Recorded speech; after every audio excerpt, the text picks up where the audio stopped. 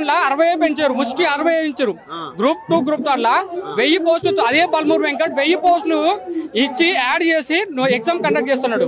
మరి ఇంతవరకు అది 1000 పోస్టులు కనీసం 200 పోస్టులు కలిపే సిచ్యువేషన్ లేదు. మరి ఇది నిరుద్యోగులను మోసం చేయలేదా?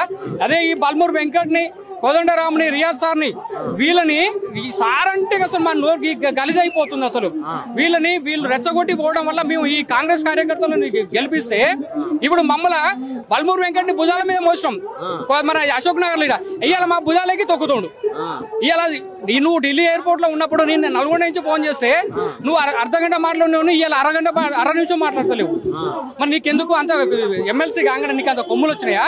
ఈ నిరుద్యోగులంతా ఈ 50 తెలంగాణ చూస్తున్నది. ఇవాళ 5000 మంది నిరుద్యోగులు వచ్చారు.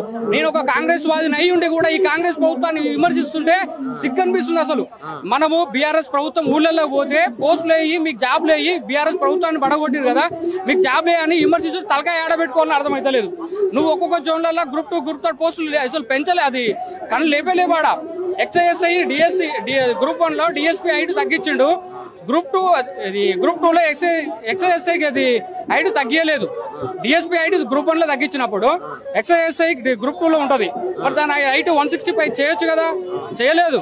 కాబట్టి నేను చెప్తున్నా ఈ గవర్నమెంట్ ప్రజల ప్రభుత్వం అంటున్నారు, కలుస్తలేరా సీఎం గానీ మీ సమస్యలు పట్టించుకోవడానికి? బల్మూరు వెంకట్, కోదండరాము, రియాజు వీళ్ళందరూ మీకు కలుస్తలేరా? ఎందుకంటే మేము కంచెలు బద్దలు కొట్టినాం, ప్రజల్లోకి వచ్చినాం అంటున్నారు కదా. ఏం బద్దలు కొట్టిరండి?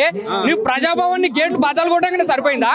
నేను చెప్తున్నా కదా, కోదండరాం ఇది మన రేవంత్ రెడ్డి సార్ ఏమన్నాడంటే, రేవంత్ అన్న నేను చిక్కడపల్లి లైబ్రరీకి వస్తా, ఉస్మానియా యూనివర్సిటీకి వస్తా, మీ సమస్య ఏదున్నా మాట్లాడుతున్నాడు.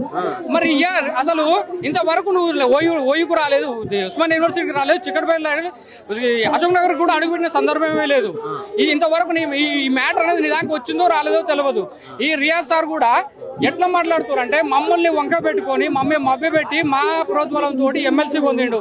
ఇంకొక ఆయన ముసలాయన ఉండు పెద్ద మనిషి, మరి ఆయనకు పోయే కాలం ఏందో కానీ ఆయన ఇంట్లోనే కోదండరాం సార్ ఇంట్లో నుంచి బయటికి వెళ్తాడు, నిరుద్యోగుల గురించి మాట్లాడతలేడు.